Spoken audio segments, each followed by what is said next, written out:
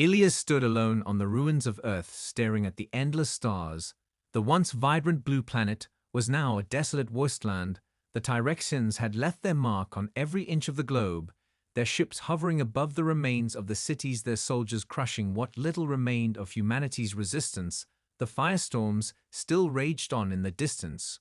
Where once had been civilization, now there was only ash. He remembered the way Earth used to be alive, the way it used to hum with the pulse of human innovation and hope.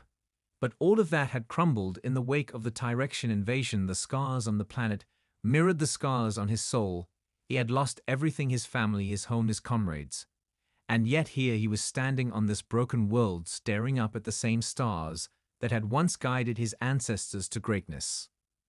Ilias clenched his fists. He had sworn an oath to protect humanity, and even though everything seemed lost, he would not break his promise. Not now, not ever. Behind him, his small crew gathered together. There were fewer of them now. Most had been lost in the fight or scattered to the winds after the initial assault. But they were survivors, every one of them, and despite the odds they had refused to give in. They had refused to be cowed by the Tyrexians, who thought them weak and insignificant. The alien empire had underestimated humanity's will to survive, and Ilias knew that it was that will that would be their strength in the days to come. A sudden beeping broke the silence from the communications console of the small command ship that had been their home since the fall of Earth. Ilias turned toward it. His heart skipped a beat. He didn't expect any communication, not in this part of the galaxy, but the message was clear: a string of coordinates and a single phrase attached: the last unbroken human lives among you. Ilias frowned, his mind racing. The words made no sense. Who could be alive out there? And why would they send a message now? It had been months since the Tyrexians had ravaged Earth, and every other human settlement had fallen. Surely there could be no survivors. He walked over to the console and examined the coordinates. They were located in the farthest reaches of the galaxy, on a planet that was thought to be uninhabitable, even by the most advanced alien species. There was no way anyone could survive out there, yet this message had to mean something. He turned to his crew. Prepare the ship, we're heading out. He ordered, his voice hard with determination. They didn't ask questions, they simply nodded and began their work. Even in the face of such uncertainty, they followed his lead without hesitation. This was who they were. Humans were not afraid to face the unknown. They had done it for millennia, exploring new frontiers, risking everything to push the boundaries of what was possible. And this time would be no different. The ship lifted off the ground, its engines roaring to life, and Ilias watched as the ruins of Earth faded into the distance. As they entered the void, he felt a flicker of hope deep inside him, hope that perhaps this message was the key to turning the tide of the war, hope that maybe, just maybe, humanity wasn't as broken as everyone had believed. Maybe they still had a chance to fight back. The journey through the stars was long and silent. Ilias paced the deck of the small command ship. As the others went about their duties, they all felt the weight of uncertainty pressing on them. Every minute felt like an eternity. As the ship glided through the empty blackness of space, the coordinates they had received had led them into an uncharted region of the galaxy, one so far removed from civilization that even the most advanced alien ships had never ventured there before. Ilias couldn't help but wonder if the message was some kind of trap. Was it a trick from the Tyrexians to lure them into a final confrontation? Or was it a glimmer of something more, a beacon of hope in a galaxy that seemed to have forgotten humanity? As they drew closer to the planet, the sensors on the ship began to pick up strange signals. Ilias studied the readings closely. They weren't anything like the typical alien frequencies they had encountered before. There was something human about them, something familiar. His pulse quickened as he turned to the comms officer. "Can you identify the source of those signals?" he asked, his voice tight with anticipation. The officer nodded, working quickly to triangulate the source of the emissions. It took a few moments, but when the readings came back, they were clear. The signals were originating from the surface of the planet itself. "Commander, it looks like the signals are coming from a ruined city," the comms officer reported. "There's a strong energy signature. It seems like some kind of advanced technology is still operational down there." Ilias's heart skipped a beat. The thought of a human city surviving on such a remote planet was almost impossible, but the evidence was clear. It was their only lead, and it was a lead that they had to follow. He glanced at his crew one by one. he saw the same mixture of disbelief and hope reflected in their eyes. It was a long shot, but they had nothing left to lose. "We're going down," Elias said firmly. "Prepare for landing." The ship descended through the planet's atmosphere. The air outside was thick with dust and ash. The ground below was rocky and barren. But as they neared their destination, the ruins of a city began to emerge out of the haze. Ancient buildings, half buried in the sand, told the story of a civilization long forgotten. The city looked like it had been abandoned for centuries, yet the energy signature they had tracked still pulsed from beneath the surface. It was as if the heart of the city was still alive, waiting for someone to awaken it. The landing was rough, but they managed to touch down just outside the city's outskirts. Elias ordered everyone to gear up and prepare for a search of the ruins. It was time to find out who or what had sent the message, and what they had discovered in this desolate corner of the galaxy.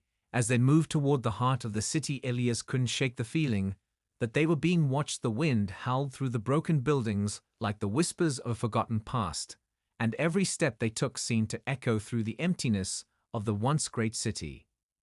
They reached the central structure, a massive tower that rose above the ruins like a monument to an age long gone. The doors creaked open as they approached, revealing a dark and silent interior.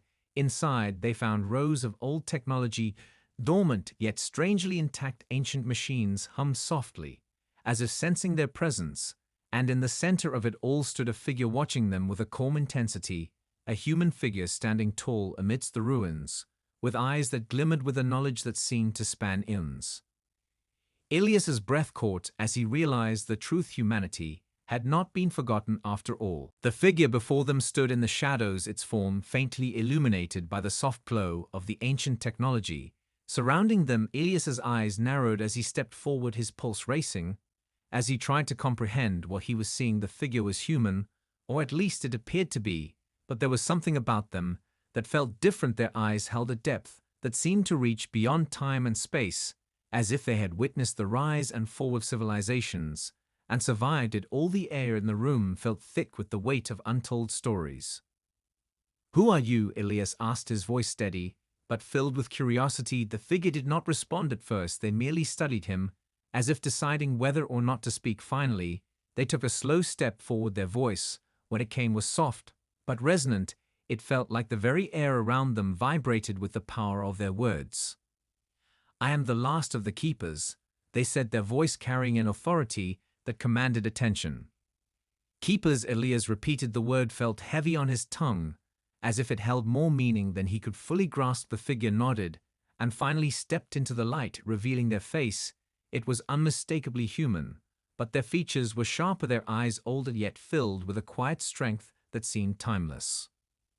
"We were the ones who protected the knowledge of the Ancient Ones," the Keeper continued, "the ones who came before your species. They were a great civilization with wisdom beyond anything the galaxy has ever known. They left behind gifts of unimaginable power and knowledge, but their empire fell long ago, before the Tyrexians ever arrived." Elias felt a chill run through him, the weight of the Keeper's words sinking in. "You mean the ancient technology the Tyrexians have been trying to control all this time? That's what you're guarding?" he asked. The Keeper's eyes flickered for a moment, and then they nodded slowly.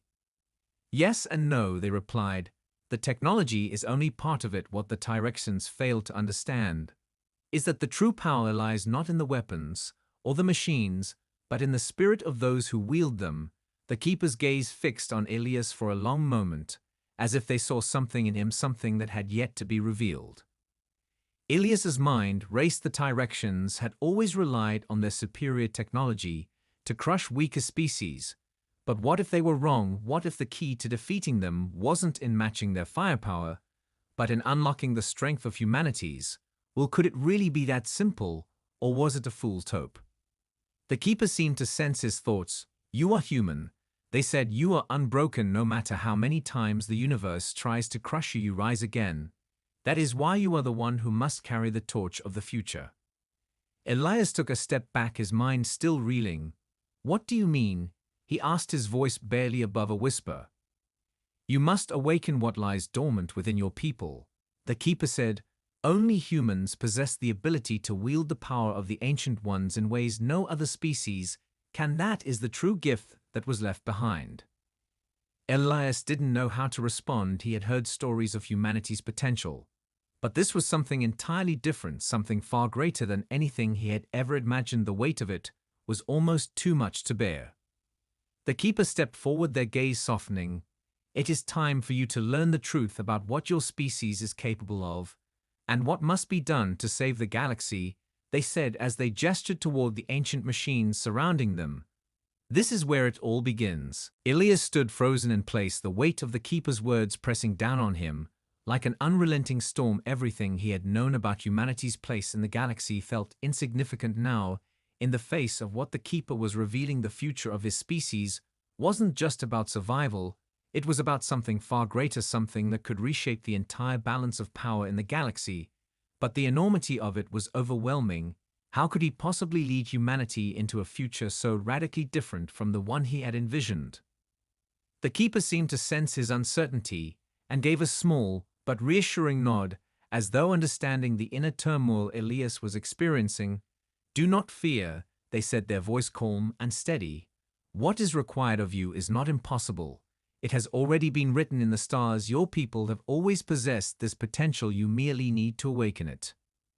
Elias swallowed hard, struggling to wrap his mind around the implications of what the keeper was suggesting. How could it be possible? How could humanity hold the key to defeating the Tyrexians and any other power that sought to dominate the galaxy without relying on their own technology, their own might? You are telling me that we have power within us, Elias said, his voice tentative. Power beyond technology, beyond weapons, beyond anything we've ever known. The keeper nodded once more, their eyes glowing faintly with an otherworldly light. Yes, humanity is unique in that regard. You are not bound by the limitations of other species. You are driven by something far more potent than any technology or weaponry. The power of your spirit, your will to survive and to rise above every challenge, is unmatched by any other race. Elias felt a spark of something deep within him, something he hadn't felt in what seemed like forever. A flicker of hope, a realization that perhaps humanity's struggle wasn't just a fight for survival. It was a fight for something more, something that transcended their enemy's might. But how do we unlock this power? Elias asked, his mind racing with questions. How do we access what has been hidden within us all this time? The keeper gestured to the ancient machines around them. The machines you see here are more than just relics. They are conduits to an energy that flows through the universe, an energy that can be harnessed by those who understand its nature. These machines were designed by the Ancient Ones to help amplify human potential, but their true purpose is not understood by those who now control them. Elias stepped forward, his eyes scanning the devices around him. They seemed so ancient, so strange, yet there was an undeniable sense of power emanating from them. He reached out to touch one of the consoles, and immediately felt a surge of energy flood to him. His body tingled with a strange but unmistakable force that seemed to resonate with every cell in his being. It wasn't like anything he had ever experienced before. It was as if the very fabric of the universe itself was opening up to him. The keeper watched him closely, a knowing look in their eyes. You feel it, they said softly. This is only the beginning. The path to unlocking the full potential of your people will not be easy, but it begins with you. Elias pulled his hand back from the console, feeling both exhilarated and overwhelmed by the experience. His mind raced with the possibilities. If this power could be harnessed by every human, then they could stand against the Tyrexians and any force that threatened them. But how could he teach others to wield such power? How could he even begin to make them understand? How do I start? Elias asked, his voice steady but filled with urgency. How do we awaken humanity? The keeper's gaze softened. You must first understand that this power is not about control, they said. It is about connection. It is about learning to see the universe as it truly is and realizing that your place in it is not defined by the strength of your weapons, but by the strength of your spirit, your ability to persevere, even in the face of overwhelming odds. That is where your true power lies. Elias took a deep breath, and for the first time since the war began, he felt a sense of clarity, like a door had opened within him, revealing a path he hadn't even known existed, a path that would lead not just to survival, but to something far greater. Ilias stood in the center of the ancient chamber, the weight of the keeper's words settling into his mind. Like a seed taking root, the air hummed with an energy that he could barely comprehend, yet somehow felt connected to it, pulsed through him in a way that was both unsettling and exhilarating. His mind raced as he processed everything he had learned. This was a power beyond anything he had ever imagined, something that could change everything for humanity. But he still didn't know how to unlock it, how to make his people understand what was at stake, how to make them see that this wasn't just about winning a war, but about reawakening the very essence of humanity itself. The keeper seemed to sense his turmoil. They stepped closer and placed a hand on his shoulder. Their touch was surprisingly warm, despite the cold of the ancient surroundings. "You will learn in time," they said, "but first you must learn to listen to the power within yourself. Only then can you help others do the same." Ilias nodded, though he felt far from ready. He knew the journey ahead of him would be difficult. He would have to convince the rest of his people to embrace this new way of thinking, to understand that their true strength lay not in their weapons or their technology, but in their spirit, in their ability to endure and to rise no matter how many times they were knocked down. But how could he make them believe when the Tyrexians had shown them nothing but destruction, when humanity had been reduced to a fractured remnants scattered across the galaxy? The keeper seemed to read his thoughts. "Do not underestimate your people," they said with quiet conviction. "You have already shown your resilience in the face of impossible odds, and that is something the Tyrexians will never understand. Their strength lies in domination, but yours lies in unity, in the will to protect one another and to rise together." Ilias's mind began to shift, the pieces clicking together. Like an intricate puzzle, humanity had been fractured, but not broken. They had fought for survival. They had survived the worst of the war. They had refused to bow down to the Tyrexians. And if they could come together once more, there was a chance they could awaken the power that lay dormant within them. "I need to get back to my people," Ilias said, his voice resolute. "I need to bring them here, show them what I've learned, so they can see what's possible." The keeper nodded, their expression softening. "You will face opposition. Not all will be ready to embrace what you have learned," they warned. "But the power is within you to lead them and to guide them through this uncertain path." Ilias took a deep breath, feeling the weight of the task ahead of him, but also the burning determination to succeed. He knew that he couldn't do it alone. He would need the support of his crew and the trust of those who still believed in humanity's future, but most of all he would need to believe in himself. "Thank you," he said quietly. "I'll do whatever it takes." The keeper smiled for the first time, and it was a rare and genuine smile, one that spoke of hope and understanding. "Then go," they said, "go and awaken the power within your people before it is too late." With that, Ilias turned and left the chamber, feeling a new sense of purpose rising within him as he returned to the ship and prepared for the journey back to the remnants of humanity. He knew the path ahead would be difficult and uncertain, but for the first time in a long while he felt like there was a chance that humanity's true potential could be realized, that the future was not as bleak as it had seemed only moments before. As Ilias and his crew made their way back to the ship, he felt a strange sense of urgency. His heart raced with anticipation, but also fear. He had learned something that could change the course of humanity's future. But how could he convince those who had been broken by years of war? How could he make them believe that the key to their survival lay not in more weapons or more technology, but in the strength of their spirit, in the very essence of what made them human? The journey back to the scattered human colonies would be long and dangerous, and Ilias wasn't sure if they would be ready for what he had to say. But he had no choice. He had to try. He had to give humanity a chance to rise. The ship cut through the vast emptiness of space, its engines humming, as it charted a course toward the closest human settlement. Ilias spent most of the journey in silence, deep in thought, trying to formulate a plan to introduce the idea to his people, trying to find the right words to explain what he had learned. But every time he tried to plan it out, his mind seemed to scatter. There was no easy way to explain it, no simple way to make them see what he had seen. The message would have to come from the heart, from his own experience, from his own belief in humanity's potential. And that terrified him. What if they didn't understand? What if they rejected him? What if they thought he was mad? The ship finally entered the atmosphere of the closest human colony. a small but resilient settlement on the edge of the galaxy. Its people had survived the initial onslaught of the Tyrexians, but were barely holding on now. They had been pushed to the brink, and were living in the shadow of defeat. Ilias had visited the colony before, but never under these circumstances. Before, he had always been a soldier, a leader, someone who fought alongside them.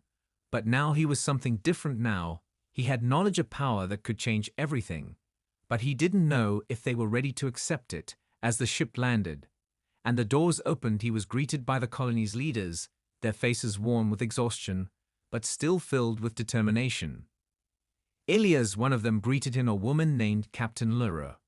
"We didn't expect you back so soon. We thought Earth was lost." Ilias looked at her, and the others gathered around him, and for the first time in a long time, he saw hope in their eyes. They hadn't given up. Even though the world had seemed to crumble around them, they were still standing, but they had no idea what was about to be thrust upon them. "I need to talk to you all," Ilias said, his voice steady but full of urgency. "There's something you need to understand, something that could change everything for us." Lyra and the others exchanged wary glances, but nodded in agreement as they followed Ilias to the central meeting hall of the colony. It was a place where decisions were made in the harshest of times, a place where leaders came together to chart their survival, and now it would be where humanity's future would be decided. The room was heavy with silence. As Ilias finished speaking, he could feel the weight of the questions hanging in the air, could sense the skepticism in every gaze directed at him. They didn't understand, they couldn't understand, not yet, but he had no choice but to press forward to make them see what he had seen. "I know this is hard to believe," he said, his voice steady despite the tension. "But I felt it. I've seen the power we've been overlooking, the strength within us that we've never fully understood." Captain Lyra crossed her arms, her expression unreadable, as she stared at him. "And what exactly are you asking us to do, Ilias?" she asked, her voice sharp as if testing him. "Are you saying we should just abandon everything we fought for and hope this power will magically change everything?" Ilias took a deep breath and shook his head. "No, I'm not asking you to abandon anything," he said, his voice low but clear. "I'm asking you to believe that we are capable of something more than what we've been taught to believe. We can fight differently, we can rise differently, and that's what the Tyrexians never expected. They only know how to crush us when we're divided. But if we stand together, if we awaken the power inside us, then we can fight in a way they can't even fathom." There was a long pause, and for a moment Ilias thought that Lyra would dismiss him entirely, but instead she leaned forward, her eyes narrowing, as if weighing his words carefully.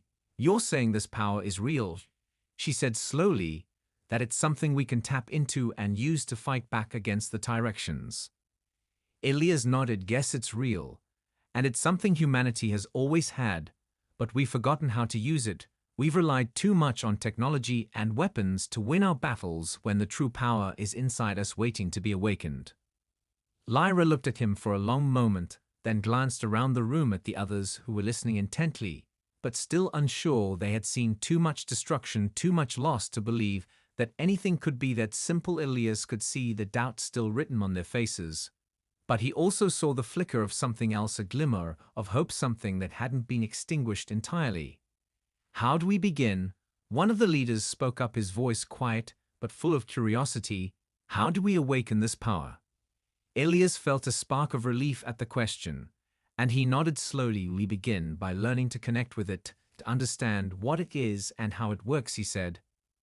"The keepers left behind, the knowledge, the machines we found on the abandoned world, are a key to unlocking it. They were created to amplify the human spirit, to channel that strength into something tangible. But we must first learn how to tap into it ourselves." Lyra shook her head. "And you think we can just learn this in time to turn the tide of the war?" she asked, her voice full of disbelief. "The Tyrexians will come for us whether we're ready or not. They won't wait for us to figure out how to wield this power." Ilias's gaze hardened. He understood the urgency of their situation better than anyone, but he also knew that this was the only way forward. "I know the clock is ticking," he said. "But this isn't about waiting for the Tyrexians to strike, it's about taking control of our destiny." Another leader spoke up, this one an older man who had seen the worst of the conflict. "And what about our people?" he asked, What about those who have lost everything? What about the ones who no longer believe there's any point in fighting? Elias's heart tightened at the question. He knew the devastation the war had caused. He had seen the hopelessness in his fellow humans' eyes more times than he cared to remember. But it was exactly those people that he needed to reach. That's exactly why we must awaken this power. Elias said, his voice rising with conviction. Because it's the ones who have lost everything that need to believe the most. They're the ones who need to see that there's something worth fighting for, that we can stand together and rise again, that we are not broken and we are not defeated. Lyra's gaze softened ever so slightly, but her resolve remained strong. I want to believe you, she said, her voice quiet. I want to believe that we can turn things around, but this is not an easy road, and I won't lead my people down it unless I'm certain. Elias nodded, understanding the weight of her words. I can't make you certain, he said.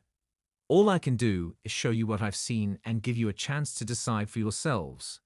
But we don't have the luxury of time. If we wait too long, it might be too late.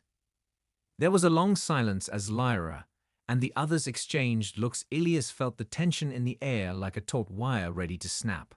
And then Lyra stood, her expression resolute. All right, she said. We'll do it your way, but understand this, Elias. If we fail, it won't be on you, it will be on all of us.